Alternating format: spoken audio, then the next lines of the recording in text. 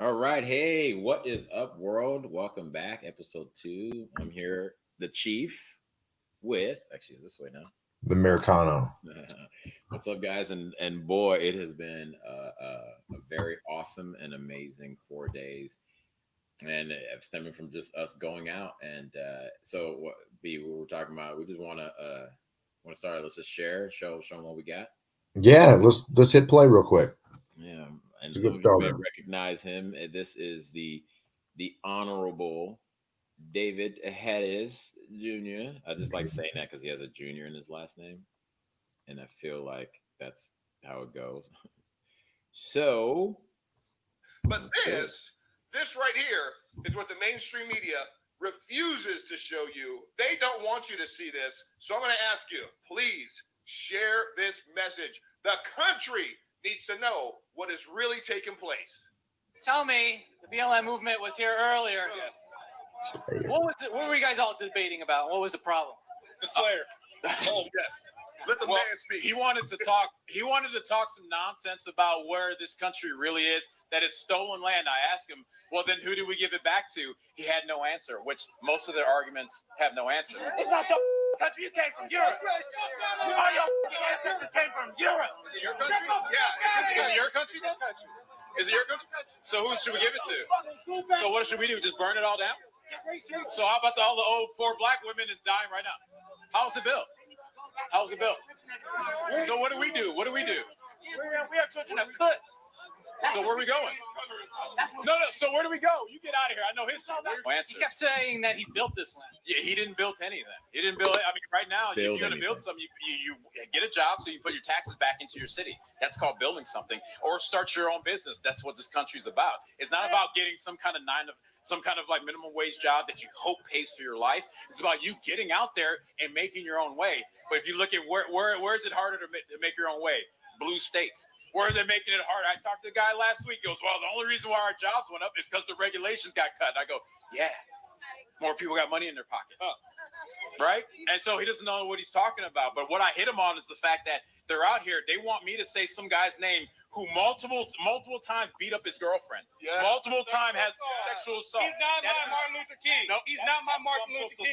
That's what I'm supposed to sit there and get in the fights with my fellow citizens for. I show him pictures of names of kids. Like we had like 8 to 9 of them just under the age of 20 teenagers in Chicago that died just in the month of July alone.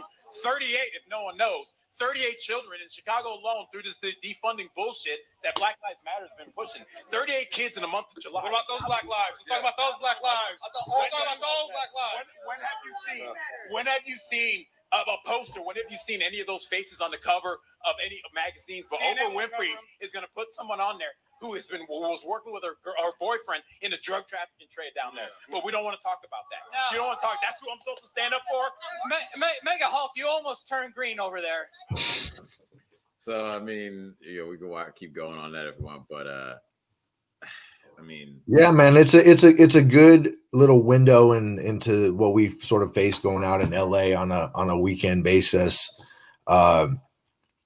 It's a big city. There's a lot of different points of view. And again, it's beautiful that it's good that there's people there to capture the events as they unfold. Well, and that's, you said something there. It's like, I was talking to a good friend of mine. I've worked for her and her husband in this traveling job, and I'm telling her about what's going on in LA. Even today, in one of the meetings I was in, a lot of with conservative guys, people don't know if they don't go out and see and be active. Like we were in that position just 2 months ago, like having debates amongst ourselves about what people are really feeling, and then the only way for us to find out was to get out there. Yeah. And in getting out there, and I said it to them, and I know you feel this way, but I won't speak for you. It's like, I just feel so much more empowered. I feel like this is what this country is about, giving us as average people the ability to control our destiny and i.e. control our government, and to sort of build on that, the folks that see the clips, the stuff that David retweeted, or I get, Don Jr. just we gotta stop with that one. We will stop and make a statement on that one because I think that's pretty fucking cool. Yeah. we found out we had Don Jr. retweet that video, and it's like, it's like, you know, and we said it the other day, or I thought about it yesterday, and then you said it today when we were talking. Like, I just feel like it's very possible. And we're not doing this to meet anybody, but like, just these things are possible where it's like, man, you can meet the president. And Yeah. it's like, at the same time, I think to myself, when can we in modern history feel like, man, you going out there and being like pro America and you're fighting for what the right that you know, the rights you believe that this country's about, that then that can put you on the radar where you can meet the president. And it's Yeah, no, and crazy. What other time have we had that? well, look, the fact of the matter is, we see the response that not only you get, but other, super well versed, black, white, brown, doesn't matter, man, woman. Yeah. But in these environments, when you have the ability to have conversations, again, I was going to say, we get to see a quick little 2-minute and 30-second snippet there, but they also didn't get a chance to see the 50 conversations that you had with other individuals, or the 50 conversations that I had with individuals that maybe, again, we were only asking questions, we were presenting them information, and again, maybe we were only moving the needle a fraction. But again, if we would have stayed home and not done anything, that would have never happened. Exactly. And I mean, that's part of like what I think right now is like, talking about this and seeing what's happening, man. I've shared with you, and I'll share with the people watching. It's like, I had a lot of fear of this because, as like acting is something I came out here to do and what I've been doing, and it's like, the entertainment industry tends to lean hard a certain way, but like the amount of support, not only from strangers. I mean, I had a Instagram message from someone saying I've been 20 days and battling COVID, and after seeing your video, I'm inspired. I know there's hope out there, and people being like, I was a former of this, and we love you. Keep speaking out there. Keep like I thought this 1 minute, and now after watching that, encouraged, and it's like, today I had two guys, one guy that I played football with back in college, and the other guy who I played football against in high school. Both of them text me being like, see what you're doing, and I'm proud of you, man. And it's like, again, this is not what it's about, because it just feels like the right Well, thing. no, I mean, look, in all fairness, it's much easier to not say anything.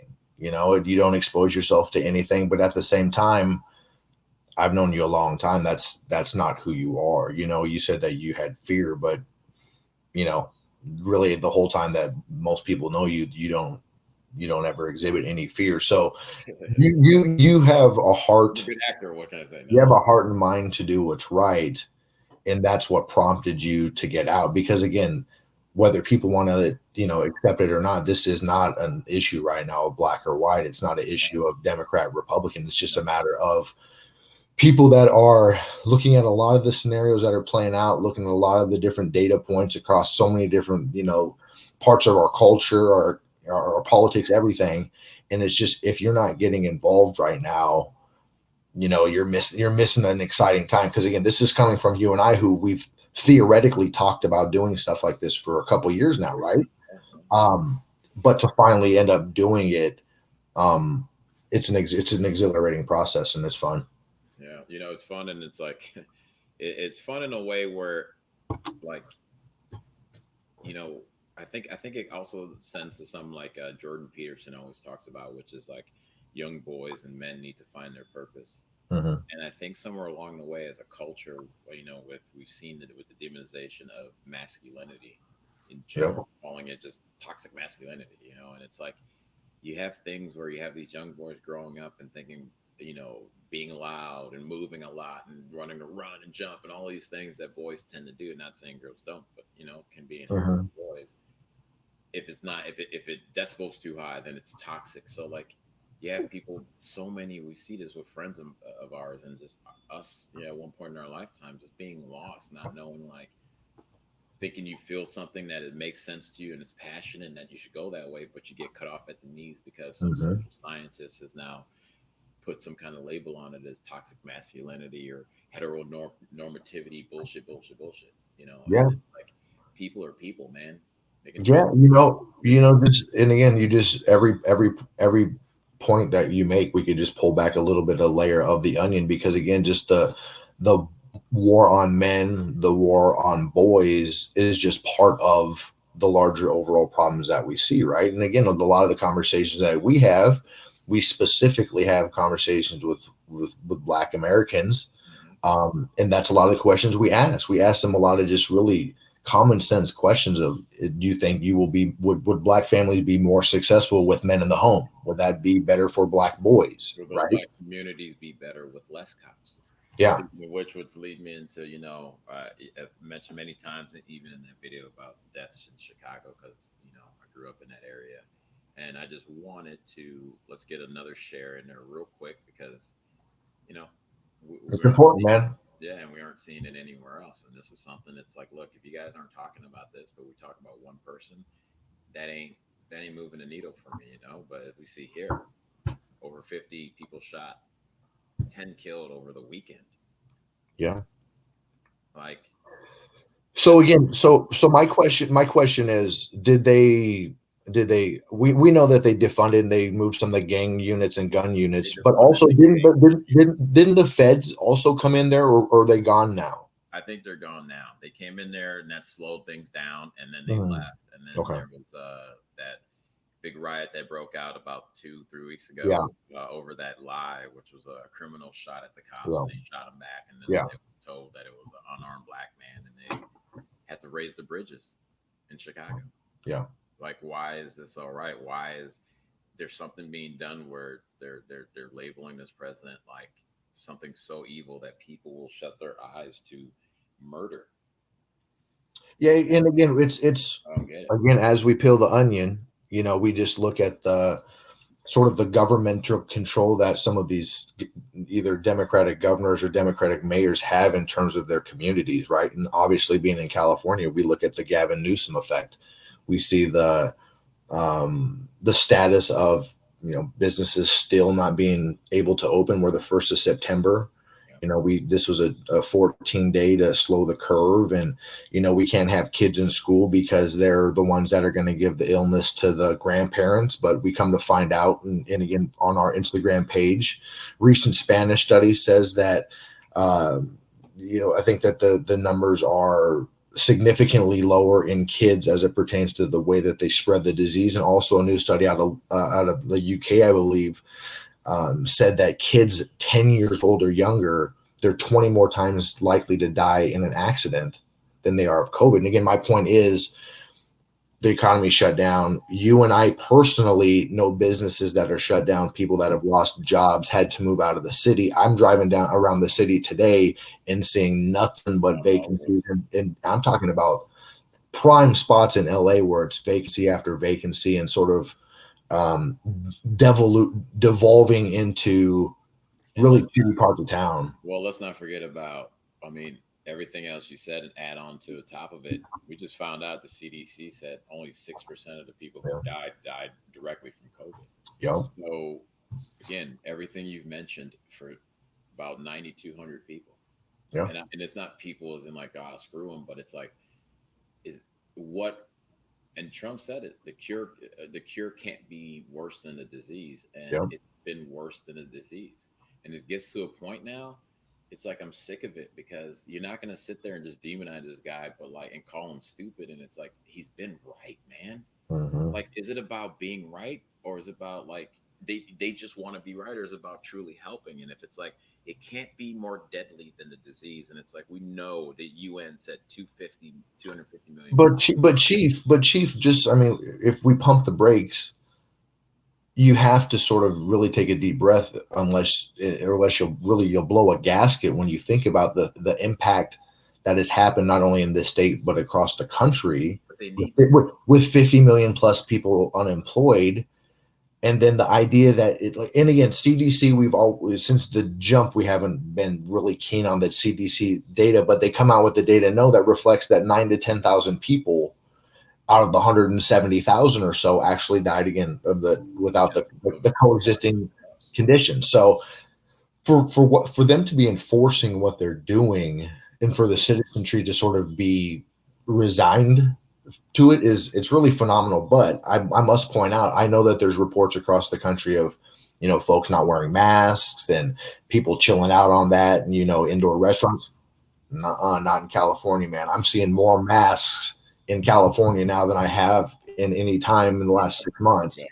Yeah, and again, the divide between people that wear masks and that don't wear masks is getting bigger. So it's well, and that's the thing you said. It's like they're quick. Even that morning, they were quick to say 6 million people infected. Even that morning, you were so quick to like let us know about how many people are dying.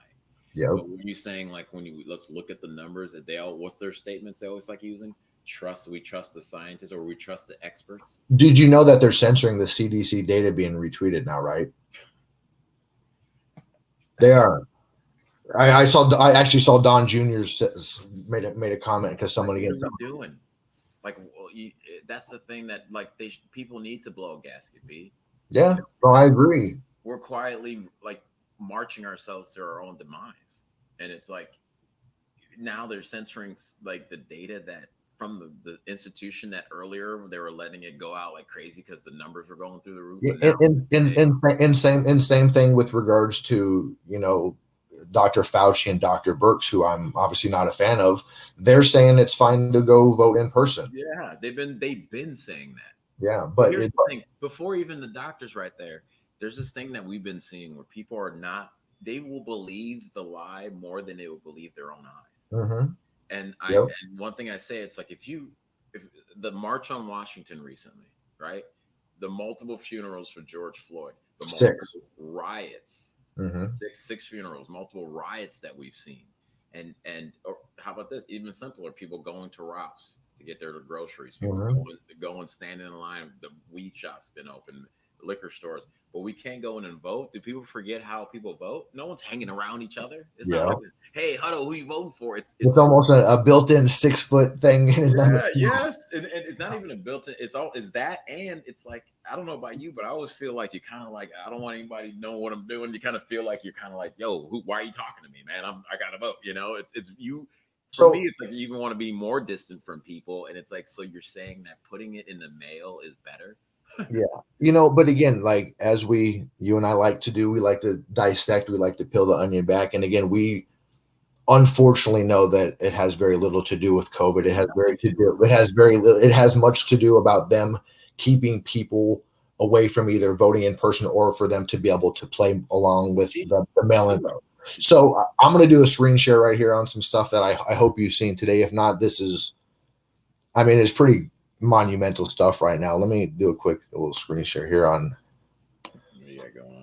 this Democratic data firm. What do we have here? Oh yeah, Can you see the screen? Yeah, I actually I didn't go into it, but I did end up seeing a little bit of that, and it was like, okay, so just read it. So this is a former presidential candidate's firm. So this is a Michael Bloomberg firm, billionaire Michael Bloomberg firm.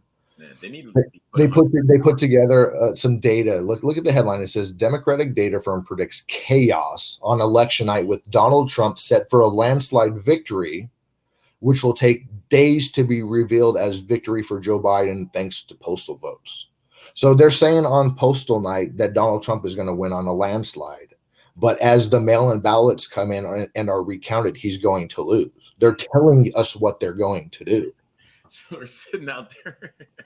They're telling and so like here's the beautiful thing about it, and this is something that I think we've mentioned multiple times. They're so arrogant. Yeah. Well, I thought it was the post office was going to stop everything. I thought that was that's a done thing now. I mean, these people are so obnoxious. Yeah, it's like, come on, and it's not necessary because I really believe like a lot of supporters, like they've got them turned up. They got them turned up so much that they're saying things. I had this former acting coach of mine on his Instagram was going out doing this like very sarcastic joke about the pedophile people who look, they believe that Hollywood is big trafficking of pedophilia. We know stories and we know individuals who have been assaulted of a young age in the industry. But he goes on a joke talking about and it tastes good and haha babies and all this, and I text him, I go, dude, this ain't gonna age well. Yeah. It's like the arrogance of what the ideology has taught so many people is okay to just cross certain lines that look like he wants to say, he can say it, but then don't turn around and be like, but I didn't mean it. Yeah. And be like, ha ha, but it's a joke. It's like you chose to joke that way, knowing how people are thinking. Cool, you got to deal with that. Yeah. You know, just like Chrissy Teigen, she's got to deal with that. Her and her husband, they ran from LA. They put their house up. They're gone. Why are these people gone? There's a reason. Because we see the tent cities grow. You know, like something's going on, man. And it's like, and then people with the arrogance will sit there and screw it and say, I don't care, because all they've been hearing over and over is Donald Trump and his supporters are the most deplorable human beings on the planet. And now they're finding out that they're a smaller minority than they think. And that's why I keep telling people, like, if you feel like you're alone, man, y'all got to get out there. You reach out, search, like, you know, these sites and find in your city like where people are getting together, because you'll be surprised, man. Man, honestly, like, you are so true. But honestly, again, we're Midwesterners, right? We're both originally from that part of the country. It's like, if you're in a town with 50,000 people, or if you're in a town with 500 people, if you're the only person, go out there by yourself. If you go out there onto the street corner, there's going to be cars that drive by, and if you're waving an American flag or a Trump flag, they're going to stop and talk to you, and you're probably immediately going to make connections in that area that you never thought that you would have made. There's going to be people that drive by and flip you off. There's going to be people that drive by and throw stuff. There's going to be people that drive by and call you names. Trust me, we've been called a lot of names in the last couple months, but at this point, it's almost comedic because of the people that you look at that are calling you names, because those people are a bunch, for the most part, a lot of cowards. They they rarely stop. A lot of time it's typically just in passing in their car with a loud music playing, but is that who you want to be a friend with anyway? Yeah. And most of the times they, like, unfortunately, have been misinformed to a level where they don't know what they're talking about. They have no idea. I mean, we sat there and we saw CNN in Kenosha standing there, a black man interview, or, you know, a black man being a reporter with the title underneath, "Peaceful Protest," you know, turns. Well, look, give the quick example for yourself personally from the Hollywood pedophilia march. Oh, which one? Yeah. So it's like, you know, so somebody extremely close to me, somebody I grew up with, you know, father figure. It's like you look up and I get a text message. Oh, so are you Q now? Right. Which before even these the last Save the Children's rally, like we saw Bill Maher, we saw what's the dude on the Daily Show, Trevor Noah, we saw I think it was John Oliver, and they all like came out with their "Be Afraid of Q" segments and talking about what they talk about. Now, what they talk about is some dark shit, but you know, some of the other stuff I heard and things that I've actually seen have been dark shit. So, like, is it possible? Yeah, because I've seen some dark stuff out here in Hollywood. So, you know, when they sat there and they tried to do it, and then, you know, I saw Newsweek and the Post put out those articles trying to scare people away from a march for children, man, that we've never really had in this country or in this world. Yeah. And so, you know, this person texts me, and it's like, no, I'm just somebody who's sick of the shit, and I want to say something. And it's like, I'm like, why would you think that? And one thing I've noticed Democrats like to do and liberals like to do is just cliche statements because the argument can go further. And I'm like, why would you say that? He's like, well, if it walks like a duck and talks like a duck, it's a duck. You ever heard that phrase? And I'm just like, part of me is like, okay, you're gonna be insulting too, because they like to belittle, and what they think is their educational. Papa, got you. Yeah. So I asked him, I'm like, well, you let me know any group on the left that is supporting something like this, and I'll be 100% behind him. I'll post about it. I'll do all of it. The response was no. And I've known this guy for a long time, and it's like, I asked him, I go, so if I was 10 years old and asking you the same question, you just tell me no? You wouldn't even take time to try to like explain to me what you're seeing happening and where's the quote unquote media manipulation, as he said. And again, the thing that's frustrating, especially as we try to dissect culture in 2020 as best we can, it's like, that's what we were there for. It has zero to do with politics. It has zero to do with left. It has zero to do with Trump or Biden. It literally has to do with going there and being the voice for such a large group of really tremendously affected young people who don't have a voice. That's the reason we were there. And again, when you find some malice in that, when we take the time out of our day to go and drive and park and walk and meet people, yeah, all those people came in from out of town. People came in from different parts of the state. Yeah, he was like, "Look, I'm sick of it." And he's a cool dude. Yeah, he was actually in town over the weekend. He was at that last rally, and it's like people are driving to make their voices heard in the middle of Hollywood. Yeah, it's been an uncovered. Well, look what we did. You march up the street right there. You're in right in front of CNN's big building on Sunset Boulevard, right? Then you walk a little bit down the street, and this was, right as that whole Cuties situation was going on with Netflix, and Netflix is right up the street. So, we're obviously in the belly of the beast. We're around all of the big, agencies, which obviously have the reputation of sort of being those feeders for a lot of folks. So it's which quick little drop is that Joe Biden signed with CAA. Of course. Two of the most recent Black Lives or the leader founder of Black Lives Matter movement is signed with CAA. So it's like, look, it's in plain sight, man. Like you can say all you want, and you can doll it up all you want, but look, it's in plain sight. What do we always like to think it boils down to, Big Chief? That cash money, man. That cash money, man. Money. Yeah. And again, you look. Oh, speaking of money, I'm not for sure if you saw, but again, I think it's an important thing to talk about.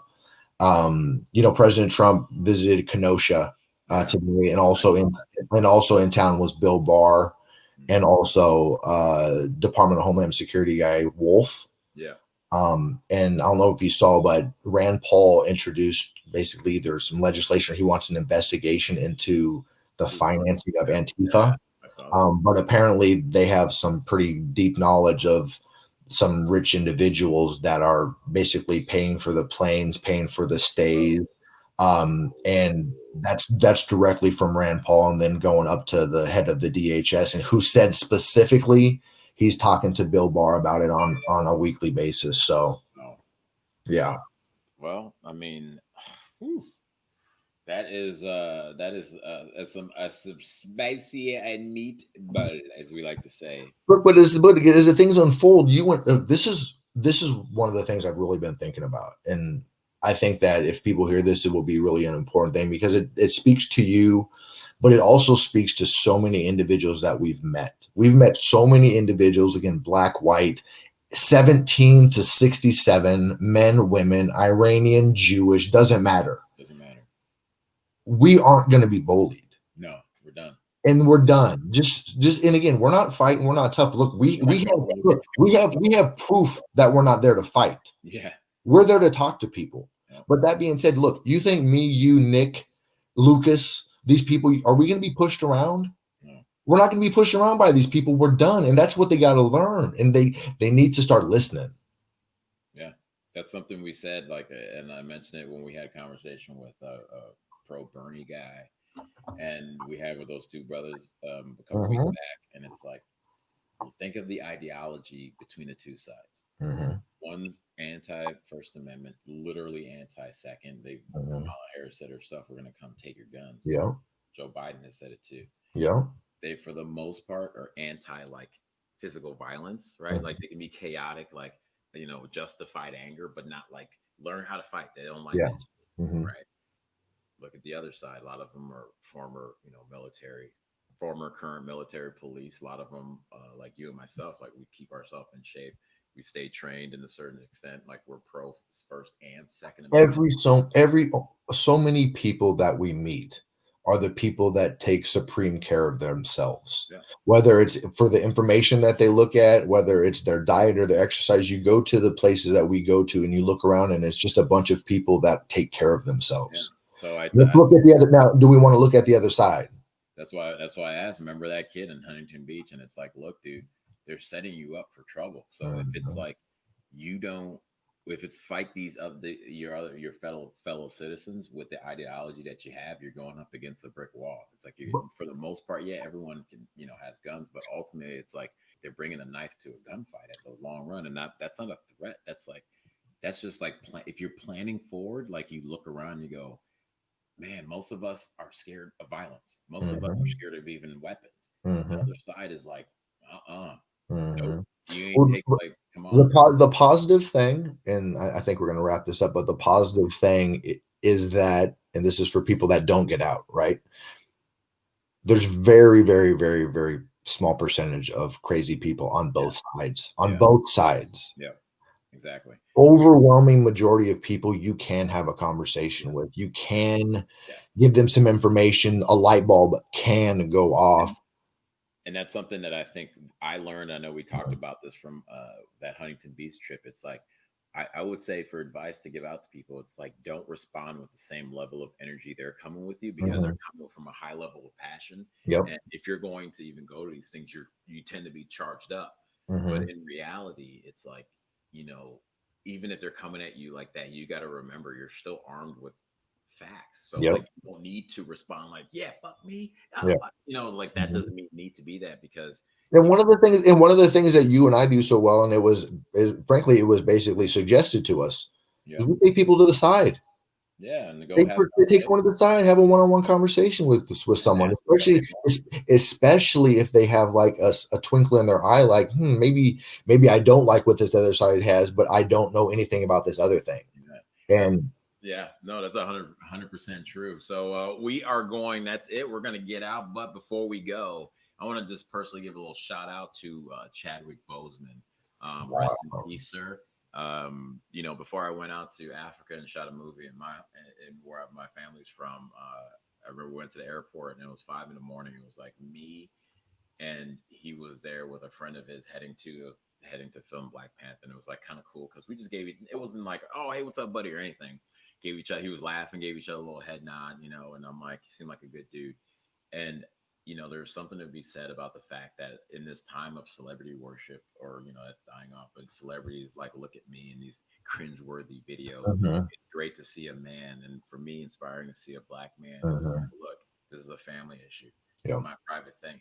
I don't care all the shit that they were saying about him on Instagram and Twitter. Y'all know who you are. Yeah. That shit can't be taken back now, because a lot of those people are some sick people, because that's terrible.